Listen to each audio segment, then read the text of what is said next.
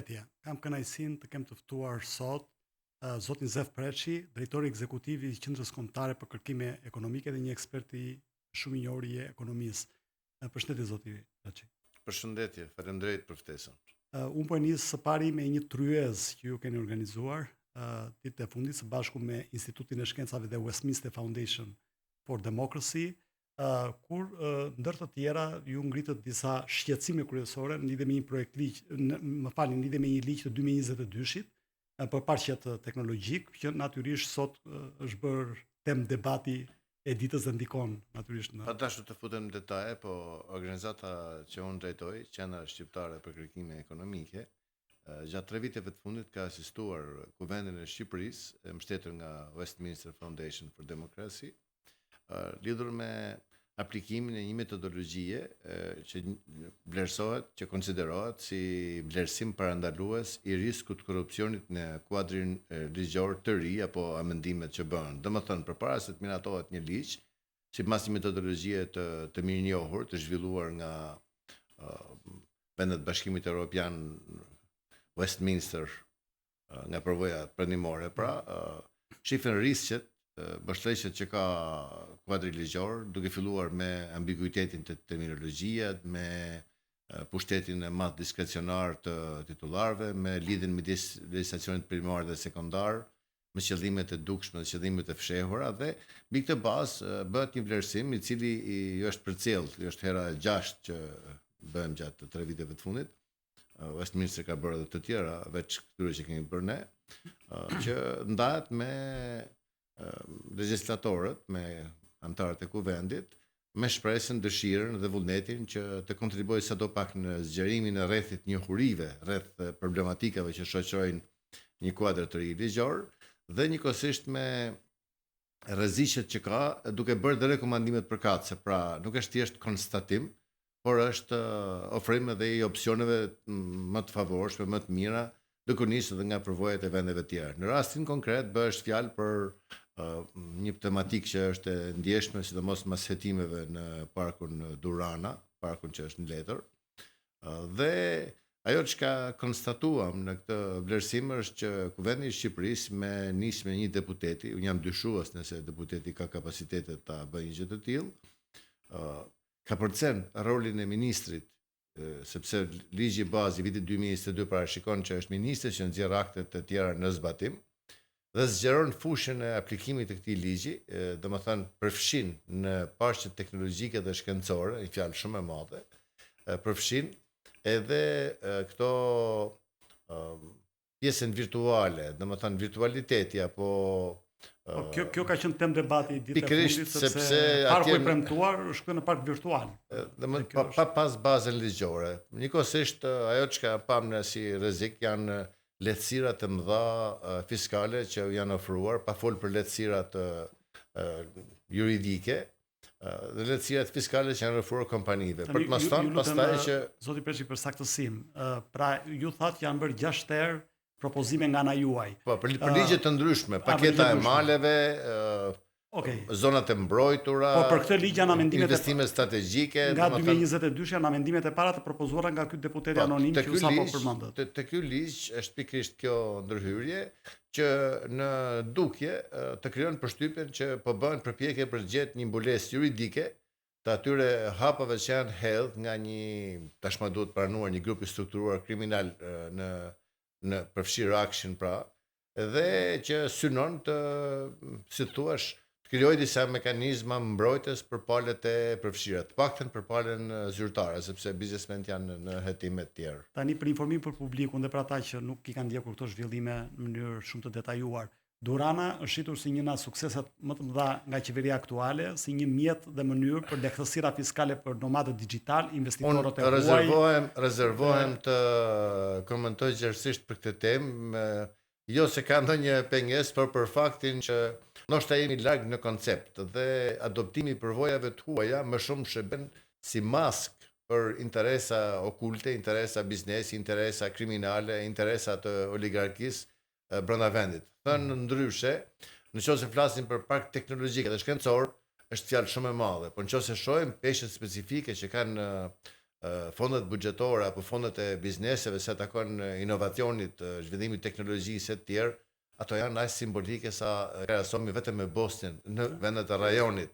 Kështu që parë në këtë këndvështrim, ajo ka qenë një mekanizëm përmes të cilit përfituesit tenderave sekret të qeverisë të Akshit. Pikërisht se pam zotin Ermal Beqiri, zotin Ergus Agasi kishin 7 kompania. Bëhet fjalë për rreth 700 milion euro të dala nga buxheti i shtetit me tendera sekret që si dikush, edhe njëkohësisht kontrolluar nga një numër shumë i kufizuar, 2-3 kompani, përfshirë familjar të afërt të kryeministit Rama, dhe në këtë këndvështrim me sa duket, numri i madh i kompanive të krijuara ka shërbyer si mekanizëm për të fshehur burimin edhe njëkohësisht për të shmangur më tej taksave. Dhe ky park që vetëm emrin ka të tillë, është pikërisht një mekanizëm përmes të cilit këto para me sa duket edhe do të pastroheshin ose domethënë janë krijuar mekanizmi i tillë që atë çfarë Bashkimi Evropian nuk e lejoi të vendosesh në legjislacion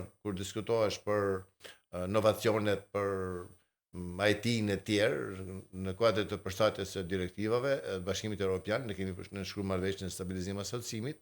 Për këtë arsye u shpik një mekanizëm tjetër, u gjet një mekanizëm tjetër duke marrë një model Estonia apo diku tjetër, por atje ka universitete, ka kreativitet, ka krijimtari nga të ri dhe grupe tjera të interesuar të kësaj fushe, dhe ka aftësi për të prodhuar dhe për të eksportuar. Ndërkohë, në kuadrin ligjor që ne kishim dorë ditën e dieshme, që është akoma në shqyrtim mas një jave, mos gaboj fiks sot një javësh në kuvend për të miratuar dhe do miratohet me siguri, janë parashikuar dhe lehtësira të tjera që lidhen me lehtësirat doganore.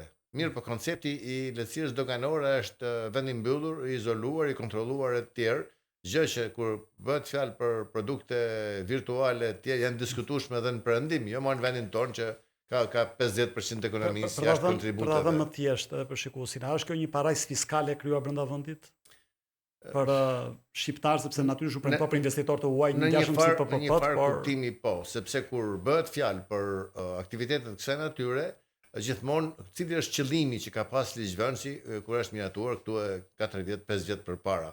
Qëllimi në letër ka qenë të tërheqë nomadit digjitale, të zhvilloj aspekte që lidhen me teknologjinë dhe shkencën, të hap vende të reja pune, por dhe të ketë kontributën tatime takse. Ne na ndodhe kundërta. Dhe ajo që mua më shqetëson nga këndvështrimi i mirëqeverisjes është që përveç pjesës së prokurimeve që shumica e taksapagusëve, qytetarëve, votuesve janë koshient se çfarë ndodh, është shqetësues fakti që është shtuar shumë pjesa e lehtësirave fiskale që qeveria u ka dhënë dhe vazhdon t'u jap klientëve të saj kryesor, duke shmangë që nga taksa infrastrukturës, investitorë strategjik, investimet në turizëm, investimet në IT e tjerë, dhe sot që flasim, Shqipëria mbledh mesatarisht në të hyrat buxhetore vjetore 27-28% të GDP-s vijnë nga taksat, tatime taksat. Kurse vendet si Kroacia apo vendet tjera që kanë qenë si ne deri para 30 vitesh, Bosnia ka 42%. Ledhin 45-46%. Do thotë që në këtë diferencë, me gjithë përsimet që janë shënuar në performancën fiskale tek ne, lehtësirat e panumërta që krijohen pa kurfar baze sa takon të mirës përbashkëte, të mirës publike, aq sa të krijohet përshtypja që ekonomia shqiptare me këto problematikat më dha që ka, funksionon vetëm për 15-20 klient të qeverive, s'po them vetëm qeverisë aktuale, të cilët glabrojnë dhe ai koncepti që ne përdorim ndoshta vend pa vend i oligarkëve nuk ka të bëjë thjesht me njerëzit më të pasur, siç disa mundohen ta trajtojnë, por ka të bëjë me atë pjesë të elitës biznesit, pjesës më të madhe të biznesit të madh, e cila është e tillë fal afilacionit politik dhe aksesit preferencial në fondet publike, në lenjat e licencat, si dhe në pasuritë kombëtare që janë të përbashkëta të gjithë qytetarëve shqiptar. Për ta mbajtur te teknologjia e inovacionit digitalizimit, duke qenë se këto janë dhe prioritete të shpallura strategjike të qeverisë shqiptare, por natyrisht e kërkesat të Bashkimit Evropian, një nga gjërat që ka marrë vëmendjen e mediave botërore, është komentuar gjerësisht, është diella. Dhe ditët e fundit në fakt ka pasur një lloj praministri jon virtual, ku natyrisht në mediat kryesore New York Times apo Le Monde të tjerë e kanë kthyer këtë reklam në një antireklam, duke theksuar që ata që e konceptuan diellën në fakt janë kapur me peshë në dorë duke pasur parasysh korrupsionin e Akshit.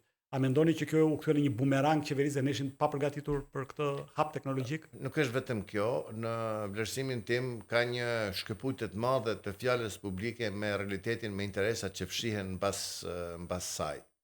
Përpara se të vija këtu po ndiqja lajmet dhe sot diskutohet për të kryer një investim të madh publik për ta qytet pallati drejtësisë apo emra të tjerë tërheqës për sytë e botës, por askush nuk thotë që sipas legjislacionit në fuqi, çdo ndërtim përtej 2000 metrave katror sipërfaqe ndërtimi, dhe kjo është vendosur këtu e 7-8 vite përpara, 3% e sipërfaqes kalon në favor të shtetit. Do thotë pushteti vendor dhe pushteti qendror disponojnë, kjo nuk është thjesht për strehim, parimisht kjo duhet ishte për interesa publike. Edhe pse është një taksë tërthor, sepse dihet që konsumatori fundor, blerësi sipërfaqes banimit apo të biznesit paguan.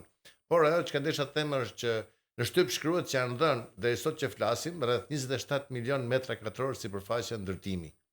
Çka do thotë që nëse qeveria s'do të kishte mendjen e ish-kreut të Bashkisë Tiranës tashmë përballë gjykatësve për t'i kthyer në lek dhe për t'i kthyer në tendra pa destinacion, tendra të panjohur, sot do të kishin problem zgjidhur jo vetëm për zyrat, por edhe për një pjesë të nevojave për strehim të qytetarëve.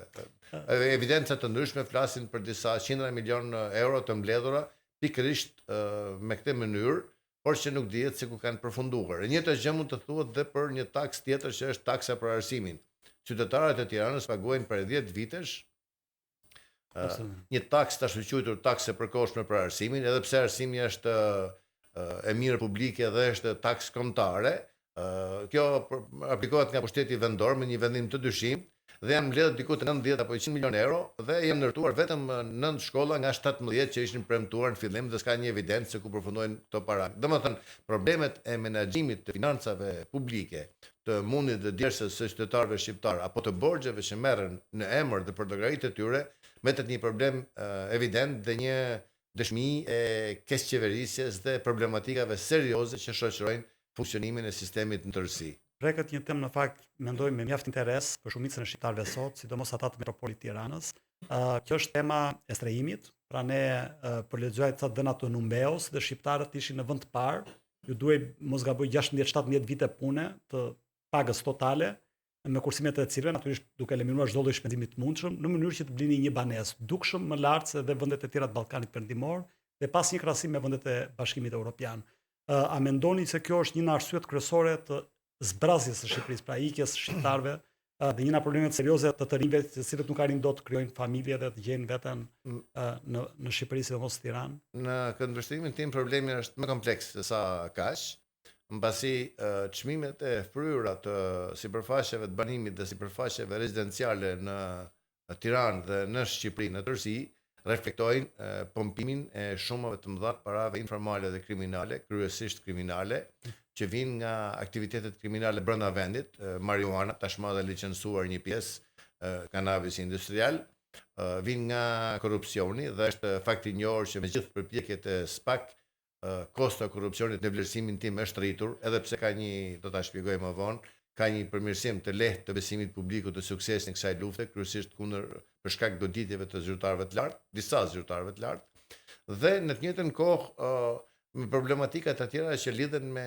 kostën e jetesës, me cilësinë e jetesës. Problemi më i madh në praktikën e Shqipërisë nuk është thjesht aspekti numerik, por është fakti që sidomos gjatë dekadës fundit është kurrur, është zvogluar klasa e mesme dhe njëkohësisht ka një krizë të përgjithshme, krizë besimi ndaj institucioneve, por edhe humbje të shpresës që vendi mund të përmirësohet, normalizohet dhe funksionojë si një ekonomi kapitaliste, ekonomi e tregut, si në vendet përreth. Përrjedhoi nga gjatë dekadës fundit kemi një largim, jo vetëm të atyre që nuk mund të sigurojnë mjetet e jetesës, do thotë që pjesa më varfër, më pashkolluar e tjerë, siç ka ndodhur rëndom në 2 dekadat e para, por edhe të asaj pjesë të shoqërisë që është më kualifikuar, jo thjesht mjekët për cilët ka një kërkesë specifike në vendet perëndimore siç është Gjermania, por edhe profesione të tjera, auditi, profesione në punës të bankave të tjera. Dhe kjo në thelb çon në largimin bashkë me to edhe të shumave të mëdha financiare, të investimeve të kryera për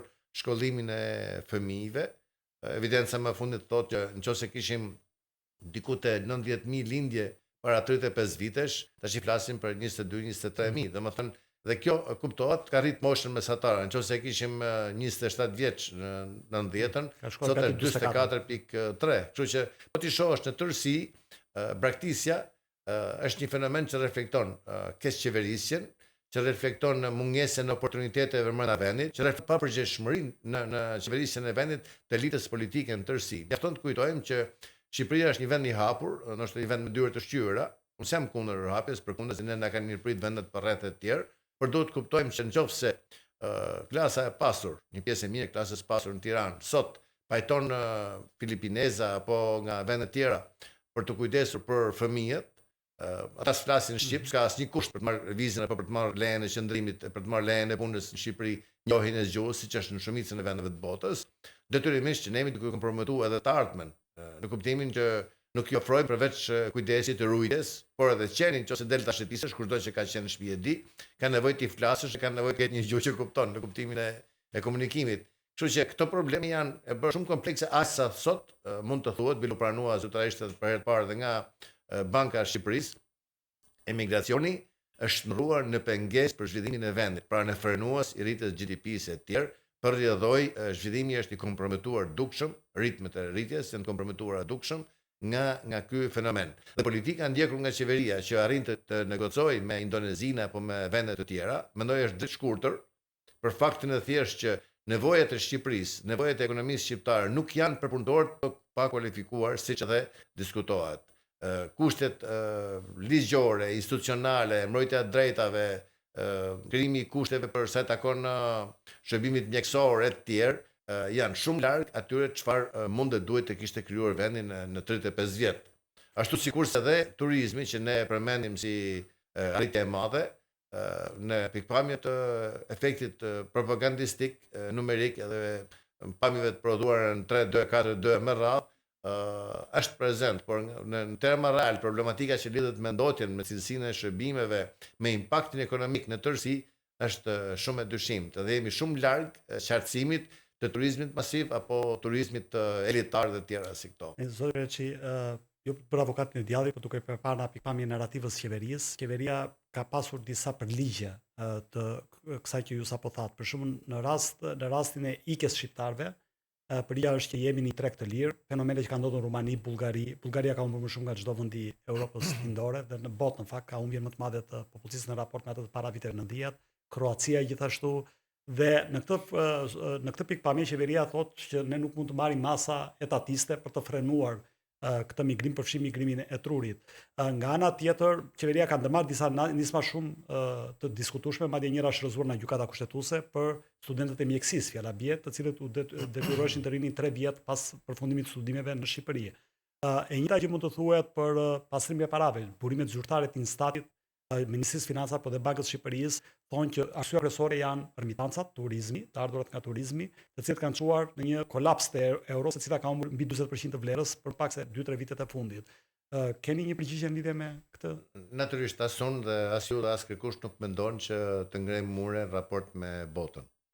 Por kjo nuk duhet na erësoj shikimin dhe arsyetimin që kush janë shkaqet e vërteta pse largohen njerëzit. Përse ekonomia jonë nuk performon në mënyrën e duhur. Se nëse pranojmë, dhe unë pranoj që kanë hyrë vitin e kaluar 11.4 apo 12 milion turistë, unë nuk mund të pranoj që kjo nuk ka krijuar stimuj tek prodhimi i vendas. Pra, rënja prej 10 vitesh e sipërfaqeve të mbjella me grur, misër të tjerë, edhe në kushtet e krizës për shkak të agresionit rus në Ukrainë, paksimi i numrit të lopëve, deleve, dhive, kafshëve të prodhimit. Të gjitha këto janë paksuar me të paktën 1/4 në 10 vjet.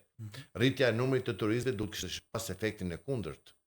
Domethënë, në teorinë ekonomike, nëse ekziston kërkesa konsumatore, tjetri nxitet që të prodhojë. Atëherë kjo do thotë që politikat tona sektoriale janë shumë larg, janë vetëm propagandë. Për shembull, sot diskutohesh, përmenda një investim shtetëror një 300 milionë euro më shumë ndërtesa Pallati i Drejtësisë. Një kohë që kredite dhëna nga bankat tregtare dhe fondet e dhëna nga buxheti i shtetit për bujqësinë janë 27 milionë euro vitin e kaluar. Domethënë, në qoftë se pranojmë Zoti gjithë Rama premtoi 250 milionë euro mbështetje për fermerët, por ato janë premtimi është një gjë, po pati aplikime. absorbimi sigurisht s'ka si të ketë aplikime, që të ketë aplikime duhet të ketë sistem kullimi dhe sistem ujitje që parat ndahen tek patronazhistët dhe prandaj përmbytimi sa herë bie shi apo digjemi sa herë ka temperaturat larta dhe mungojnë politikat sektoriale përkatëse që cilat mund dhe duhet ishin adoptuar në harkun e 10 viteve. Në qoftë se ndodhi kriza e agresionit rus mbi Ukrainën, duhet ishte shtu sipërfaqja mbjellë me drita që mos të rrezikonim ta blinim nga Serbia apo nga vende të tjera, por të kishte mundësi shfrytëzimi të tokës.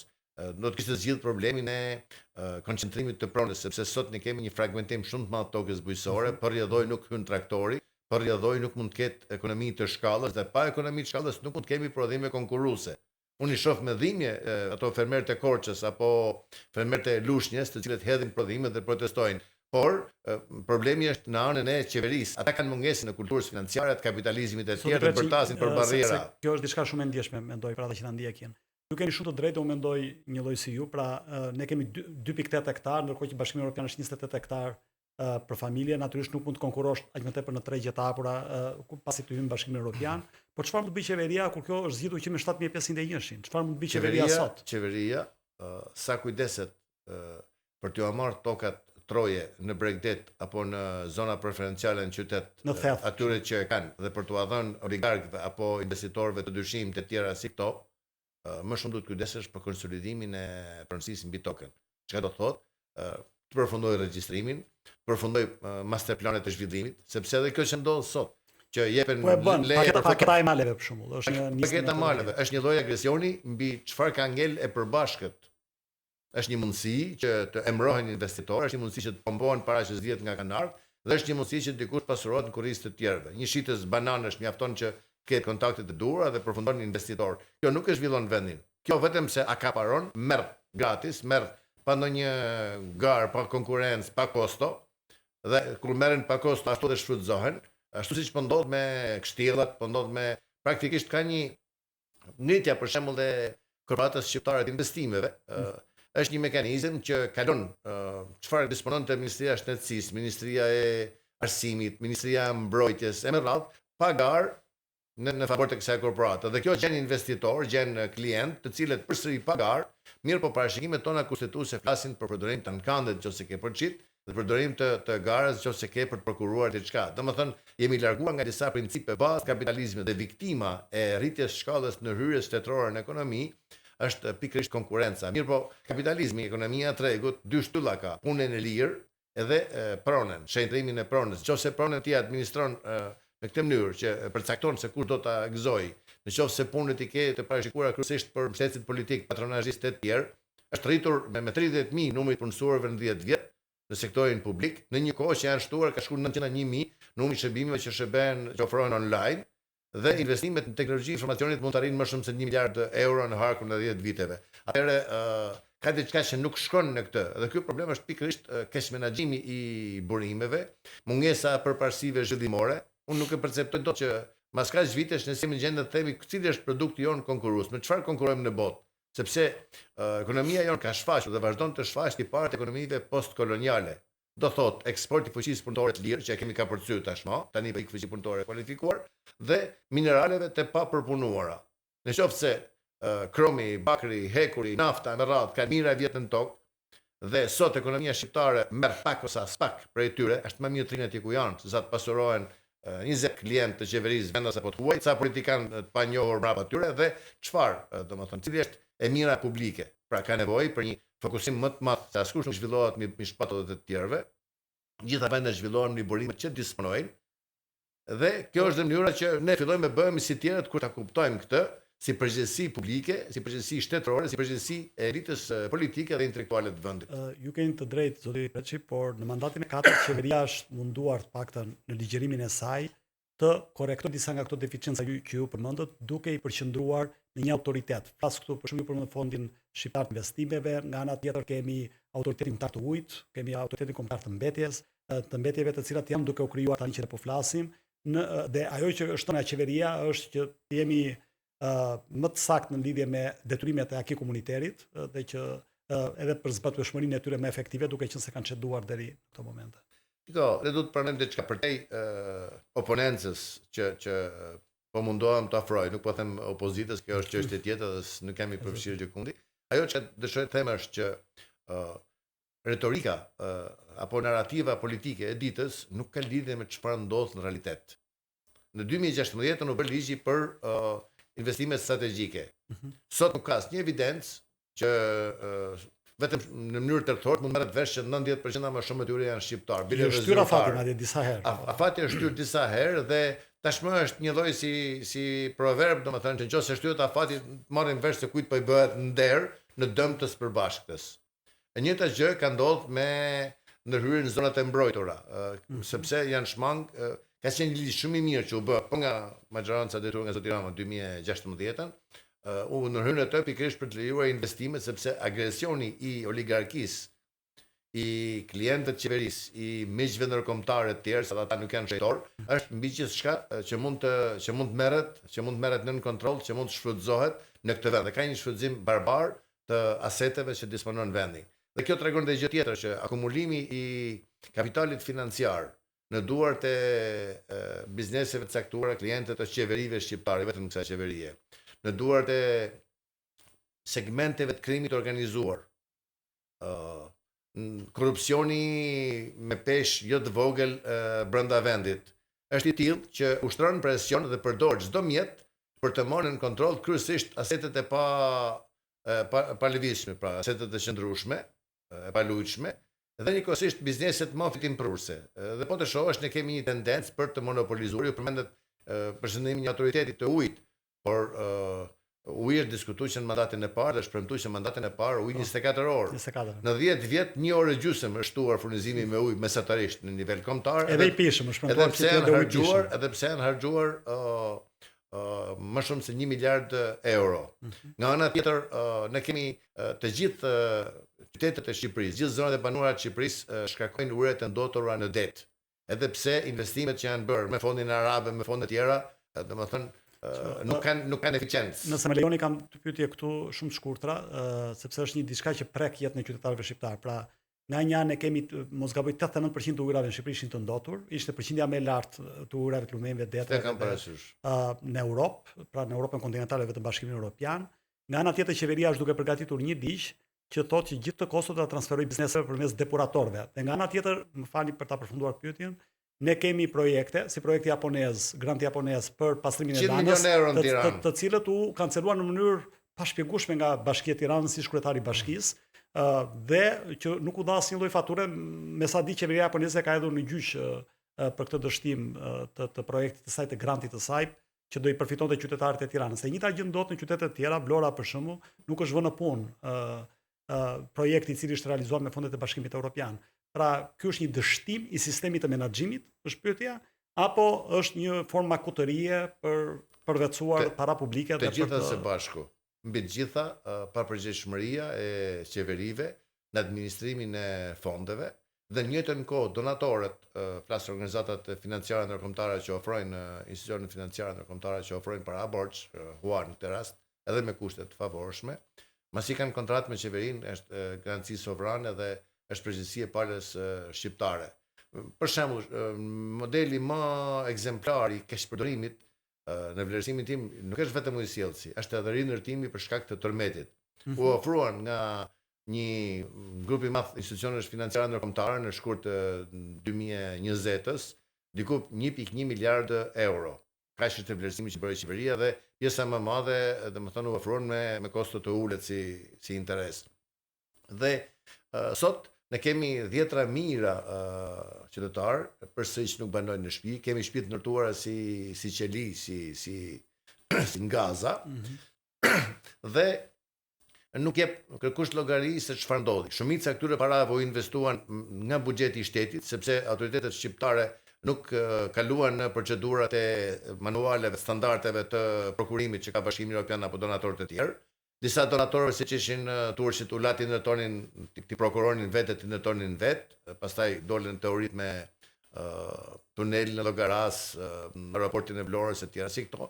Domethënë, keq menaxhimi është shkaku kryesor i ineficiencës, përfshirë dhe rrugët që kanë me të rrugëve, ineficiencës së fondeve publike në territorin tonë. Për fat keq, kemi një qeverisje e cila vëmendjen e ka tek fasada, aty e ka nis 20 e ca vite përpara dhe aty vazhdon dhe sot e kësaj dite dhe impakti real, po e marr një shembull tjetër, se ndoshta po formoj një konotacion negativ. Janë 287, mos gaboj, kontrata të llojit partneritet publik-privat, kontrata koncesionare që ka firmuar shteti shqiptar. Në asnjë prej tyre nuk ka tregues performance që ishte 5 lek për njësi edhe do ta ruajmë 5 e do ta bëjmë 4.9. S'ka tregues performance, është thjesht krijim mundësish që shmangin garën, shmangin konkurrencën, i çojnë parat aty ku duhet, se si ndaj nuk e dim, presim spakun, domethënë, po dhe spaku ne kemi pas 360 prokuror në 2016 dhe nuk na kanë ofruar një produkt që garanton stabilitetin e sistemit dhe funksionimin normal të tij. Sot kemi 20 prokuror, supermen të jenë, ata janë herojt e fëmijëve tanë, është nga ambasadori amerikan dhe tjerë, uroj të jetë kështu dhe shpresoj domethënë, unë i kam shtetë mëses publikisht se konsideroj si një rrugë që rikthen apo rinërton apo ndërton besimin publik tek institucionet. Por ne nuk duhet të unë e urrej të jetoj një republik prokurorësh në kuptimin që të mbështesim ekzistencën tonë në vullnetin nënshkues të një prokurori. Ne paguajmë taksa për 206 mos gaboj agjenci shtetërore që janë shpenzuese të fondeve buxhetore dhe secili duhet bëj punën e vet. Për shembull sot ku e ke deklarimin e pasurive. Administrata publike është zhytur në konflikt interesi. Ajo historia e një kompanie PSD që tashmë dolën në shku në shtëpi edhe ata, gjithë Shqipëria është një PSD e madhe nga pikpamja e prokurimit. Dhe modeli ekzemplar praktikisht tashmë është Akshi, një grup i strukturuar kriminal, që i merr nga buxheti i shtetit, bën kontratën, bën letra formalisht tender, i çon atje ku i çon, dhe askush nuk jep llogari dhe s'mban përgjegjësi. Kjo situatë është e papranueshme dhe ajo çfarë kemi humbur në sensin e shtet ndërtimit, kufus modestisht edhe veten time, është që ne nuk kemi arritur të krijojmë ura midis kontributeve, tatime taksa dhe shënërimit të tyre në shërbime publike, në të mira publike. Unë nuk mendoj se qytetarët bullgar, rumun apo në vend tjetër janë më të civilizuar, kanë parametra më të mirë të arsimit e tjerë se sa ne, por ato kërkojnë llogari. Në gjithë Shqipëri sot që flasim nuk janë ndoshta më shumë se 20.000 vet që paguajnë taksa direkte, përfshirë dhe ju edhe mua. Domethënë, se njerëzit nuk e dinë që kur ulin për të ngrënë, ka ikë TVSH-ja, 20% e pjatës është shkputur. Domethënë, megjithatë, zoti Preçi, unë po dëgjoja para ca kohësh fakt ministrin e financave dhe kryeministri shpeshherë i referohen vitit 2013 dhe deklarojnë që papunësia është përgjysmuar. Borxhi publik nga 74% ka shkuar në 53%. E njëjta gjë ka ndodhur me deficitin buxhetor. Është rritur natyrisht buxheti. Pra kemi buxhetin më të madh në histori, çdo vit që kalon 7.4. Çdo vit që kalon buxheti do të jetë më i madh. Është e pashmangshme. Po jo, të marra në makro të gjithë këto secila prej tyre ka një shkak ekonomik dhe një shkak jo ekonomik. Një ekonomi e dominuar nga sektori privat në më shumë se 75%, kuptohet që aftësinë mu përshtat edhe me kushtet pa favorshme, kushtet që qeverisë e tjerë, është më e madhe sa një ekonomi e rëndë shtetërore që nuk manovrohet e tjerë. Kjo është e kuptueshme. Pra nuk janë sukseset qeverisë këto? Tani kur flasim për fjalën sukses, nuk është ti marrësh punëtorët këtu, ti kualifikosh fëmijët tanë e ti punësosh në Gjermani, se këtë kemi arrit. Nuk e konsideroj sukses. Rënjen e borxhit duhet me pat lidhur me kursin e këmbimit. Domethënë janë një mori faktorësh që në thelb tolerimi i sektorit informal dhe kriminal të ekonomisë ka ndihmuar. Për shembull, Bashkia e Tiranës ka pas vite që 40% buxhetit në 2022-2023 40% e buxhetit ka ardhur nga pagesa fis në infrastrukturë për shkak të lejeve të ndërtimit. Tirana shtohet vetëm me 1000 banor në vit nga 2013 sipas censusit të fundit. Por lejet të ndërtimit vazhdojnë, se kush do t'i administrojë, çfarë do të prodhojnë për të mira publike përveç se takse, zihen ca njerëz me punë, por këto janë nuk zhvillohet asnjë vend mbi bazën e real estate edhe pasurive të patundshme. Dhe njëkohësisht turistëve që ne vërtet kemi fut diku te 4.4 miliard euro të hyra nga turizmi sipas Bankës së Shqipërisë, por kemi 2.8 që kanë ikë nga Shqipëria, 2.8 miliard euro shpenzime të klasës mesme të shqiptarëve jashtë vendit për pushime. Domethënë, duhet i shohim në në mënyrë të integruar dhe njëkohësisht fakti që qytetarët shqiptarë bëjnë ndërmarrje vetes është termi i popullit, pra gjejnë zgjidhje duke u bashkuar me familjarët e tyre jashtë etj. Nuk është suksesi i qeverisë. Suksesi i qeverisë është për ta bërë Shqipërinë të jetueshme, si për ata që janë këtu, si për ata që kanë ikë, sepse askush nuk dëshiron të jetojë në një vend tjetër. Domethënë duhet jemi realistë në gjykim. 2 pyetje të shkurtra. Një nga sukseset e përmbajtura për gjatë 4 mandateve të qeverisë në mënyrë të vijueshme, dhe madje ata thonë që as opozita s'ka çfarë thotë në lidhje me këtë, është rilindja urbane dhe projekti 100 fshatrat, si një mënyrë për ta mbajtur shqiptarin të lidhur me zonën urbane apo rurale ku ai jeton, dhe për të parandaluar edhe këto krisjet demografike apo emigrimin. A mendoni ju që kjo ka qenë vërtet një sukses për të përshëndetur? Dhe e dyta ka të bëjë me pikatën e euros. Pse ka ndodhur kjo gjë sipas jush dhe çfarë sjell kjo si pasojë për ekonominë shqiptare? Shiko, ne do të kuptojmë diçka që çfarëdo lloj paraja që investohet në ekonomi ka impakt, edhe pozitiv edhe negativ. Rinja urbane ka shërbyer për të betonizuar Durrësi përmytet edhe për shkak të linjës urbane, Vlora përmytet edhe për shkak të linjës urbane, na përmytet edhe Gjirokastra, s'po them Shkodra që është vendi i përmbytjeve, Lezhë e tjerë. Do thotë që janë kryer investime që më shumë kanë kënaq interesat e deputetëve, kryebashkiakëve, bizneseve të lidhura me pushtetin e tjerë, se sa kanë kontribuar një të mirë publike. Natyrisht kanë hapur edhe vende pune për një farë kohe, kanë nxit importin e disa materialeve të ndërtimit, hekur e tjera. Kurumi ka punuar, nëse na ka ndot, domethënë edhe është një histori me vete. Dhe në këtë kuptim është shumë e diskutueshme çfarë mund të quhet sukses. Përveç se kemi zhduk sheshin Vlorë, kemi zhduk sheshin Durrës apo në vende të tjera, të cilat unë se preferoj dot Milanon pa Piazzën Duomo apo tjera si këto. Domethënë është një hap që krijon mundësi për të pompu para në ekonomi. Dhe unë kështu e shoh këtë lloj arritje. Kurse sa i takon kursit këmbimit, nuk ka teori ekonomike 2 shekujt e fundit që mund të justifikojë forcimin mbi çmimin e monedhës tonë kombëtare, lekut shqiptar, në raport me euron me rreth 40% në harkun e 3 viteve. Ka qenë 130 ca, 140, është 96 pikë ca sot që flasim. Çfarë tregon? Tregon që zhvillimet në anën e ofertës monetare, paraja që është pompuar, janë shumë më të mëdha nga çfarë absorbon ekonomia dhe çfarë ka nevojë ekonomia. Dhe kjo në fillim ka shërbyer kjo lloj tolerance. Pse ka ardhur? Ka ardhur për shkakun që qeveria ka 10 vjet më shumë që mundohet të bëj amnistinë fiskale, penale edhe të aseteve. Praktikisht kjo është amnistia. Dhe është lejuar. Ajo parulla që të sjedhin imigrantët deri në 2 milionë të tjera si këto s'kan si kanë bëj kështu. Ato janë për të justifikuar deri drafti ka shku. Meqense pati reaksion nga ndërkombëtarë, detyrimisht që u tolerua si e tillë. Për shembull, tani ka tendencë që këto aparat të penetrojnë edhe në infrastrukturën publike.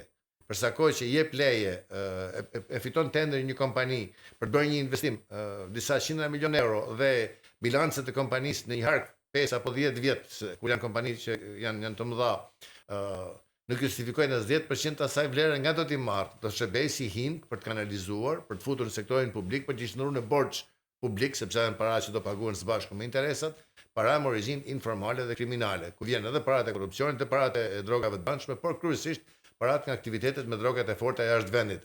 Dhe kjo situatë, përsa kohë që përrejt, lumejt, rëket e parave të pista pompohen ekonomi, kjo do të rri kështu. Por sot që flasim, janë qindra kompani që punojnë me mall të partë të porositësit, lëndë të partë porositësit, kompani të fason, cilat janë në kufit e mbjetesës, do thotë që eksportuesit janë rënuar, dhe njëkohësisht kemi një përkesim të situatës përgjithshme se nuk ka interes ma as për të mbjellë fshatari, as për të mbajt lopën fshatari, dhe kjo se në turizmin, turistët që vinë harxojnë më pak për këtë shkak, ose qëndrojnë për një kohë më të shkurt, sepse ai ka një plan sa parasisht bëjnë të kur udhtojmë, dhe mbi çmimin e monedhës tonë kombëtare ka krijuar pikërisht këtë rritje të kostos edhe për qytetarët shqiptar, edhe për ne që jetojmë këtu. Po të shohësh çmimet e produkteve të ndryshme janë rritur, dhe ky është impakti që ne vrejmë, por në një plan afatmesëm dhe afatgjatë, kërcënimet apo dëmet që vinë nga kjo situatë janë shumë të mëdha dhe janë të paparashikueshme. Ndërtimi ka ngadalësuar shitjet, non se vazhdojnë, janë dhënë 27 milion metra katror leje ndërtimi, që ndoshta një pjesë e madhe edhe s'kanë për të bërë, domethënë këto kullat, dhe praktikisht ka filluar të ngadalësohet. A jemi në kushtet e Fluckës? Këtë askush nuk e mund ta thotë, dhe kurdo që të ndodh, nëse ndodh Flucka, ajo ndodh dhe komentohet masi ndodh. Por fakti që vazhdojnë rëket e parave, lumejt e parave dhe mbajnë këtë nivel, kjo nuk është në gjë për të lavdëruar. Tani ka filluar Banka e Shqipërisë ta ndjejë rrezikun. Mjafton të kujtojmë që vitin e kaluar një pjesë e mirë kredive bankare, diku te 60% kanë shkuar në kreditimin e sektorit ndërtimit apo në blerje pastorish të patundshme, që përsëri përbën një kërcënim për sistemin në tërësi. Megjithatë, qeveria thotë që janë dyfishuar investimet e huaja në raport me gjithmonë 2013 dhe kanë shkuar te 1.5, mos gaboj 1.6 miliard euro në vit. Është vërtet. Po duhet të shohim çfarë impakti duhet i numërojmë, të përmendem 2-3 investimet që janë vërtet të huaja. Se nuk është investimi huaj të marrë borxh një kompanie huaj për të ndërtuar mbi fjalën Skavicën dhe pastaj me prodhimin e energjisë të shlyj borxhin që ka marrë, fitimin e vet. Po për shembull Alabari dhe ndërtimi që po bëhet në Durrës. Porti i Durrësit. Po. Është shumë e vërtetë që edhe Porti i Durrësit është investimi huaj. E ka emrin kompania. Vjen nga fondi arab, është duke shitur ajër tani domethënë akoma, dhe ne do marrim borxh 1.5 deri në 2 miliard euro për të ndërtuar një port. Rrezikojmë të mos kemi port të Durrësit. Po lexoja sot për korridorin e 8 dhe korridorin e 10. Ndërtimi i Kurudhës Beograd Budapest ka qenë para 150 vjetësh, tani rinërtuar e grua të shpejtë të tjerë me kredi kineze që kanë gjallë probleme me raportet e Bashkimit Evropian, ka fuqizuar rolin e portit të Selanikut. Do thotë që atë rol që korridori 8 që lidhet Shqipëri, Bullgari e të tjerë, domethënë përmes Maqedonisë, ne po humbasim. Ne po humbasim disa asete që kishim mundësi që me masterplanet që kishte bërë Bashkimi Evropian në 94-96 të mund t'i kthenim në dobi kombëtare me impakt rajonal, me impakt ndërshqiptare të tjerë. Praktikisht, domethënë, ne gëzohemi që Alabari vjen dhe bën ndërtime, e heqim nga taksat, nga gjitha llojet e taksave, domethënë, e krijojmë kushte që ai të fitojë, shumë mirë që fiton, por ne do marrim borxh për të bërë një port kur e kishim portin aty. Se çfarë arsyetimi ekonomik kam vështirë ta argumentoj. Për fund, zoti Preçi, duke qenë se kemi dhe minutazhin që po afron drejt fundit, doja t'ju pyesja, nëse ju sot do ishit ministër të financash, çfarë do i rekomandoni të kreut të qeverisë si një strategji afatmesme, themi, në lidhje me zhvillimin dhe politikat sektoriale që përmendët si gjithçka që ka të bëj me prodhimin vendas meriton të mbështetet, duke filluar me bujqësinë, sepse ajo është mbështetje edhe për punësimin e me radhë, duke filluar me ato përvoja të mira që ka Bashkimi Evropian dhe vendet e tjera që e lidhin interesin ekonomik të individit me komunitetin, me ato asete që disponon, edhe njëkohësisht synimi për të pas një element konkurrues në raport me Bashkimin Evropian, sepse antarësimi në Bashkimin Evropian në Shqipëri shpjegohet, siç ka qenë shpjeguar dikur antarësimi në Këshillin e Ndihmës Ekonomike Reciproke të rusëve apo në komitet tjetër. Në fakt është ndryshe. Nuk është një vendimmarrje thjesht në Rom, Berlin, Tokyo apo diku. Është aftësimi i vendit për të ndërtuar institucionet, aftësimi i vendit për të konkurruar. Kapitalizëm do të thotë konkurrencë. Bashkimi Evropian do të thotë konkurrencë për të gjetur një segment të tregut. Shifni Maqedoninë, shifni vende të tjera për rreth për të kuptuar që sikur edhe një detaj, një derë, një makinë benzit po them unë të prodhohesh në vendin ton, zinte me punë disa mijëra punëtorë të tjerë dhe ishte konkurrues. Mirë po, në mungesa politikave të tilla, sepse po ndodhet një gjë tjetër tani, po të shohësh zhvillimet gjeopolitike të viteve të fundit, veçanërisht atë rishikim të arkitekturës gjeopolitike që po bën Trumpi, Europa perëndimore po shef se si të riorganizoj fuqitë e veta që të jetë më konkurruese, siguria kombëtare tjera si këto. Ke dëgjuar ndonjë debat në vendin tonë që i mbylli nuk ka mundësi të importojmë grur mbi fjala. Ka ndonjë politikë që stimulon, unë nuk them shku te autarkia, kurse si. por nësë mund të injorojmë rëndësinë që ka administrimi i mirë, konkurrues, i atyre aseteve që bëjnë ekonominë konkurruese në rajon, që shfrytëzon avantazhet konkurruese që vendi ka pasur dhe ka krijuar. Faleminderit, kisha kënaqësinë të kisha sot zotin Zef Preshi, drejtori ekzekutiv i Qendrës Shqiptare për Kërkim Ekonomik dhe një ekspert i njohur i ekonomisë, për të diskutuar mbi disa nga temat me impakt publik, të tilla si politikat publike aktuale, politikat sektoriale, dështimet e disa prej nismave qeveritare në sektor kyç të ekonomisë dhe duke bërë dhe një bilanc të demografisë, prirjeve migratore, ndryshimet demografike, ndryshimet të tregun e punës dhe sfidat të tjera me cilat përballet ekonomia shqiptare. Deri në puntatën e ardhshme, mirupafshim. Faleminderit.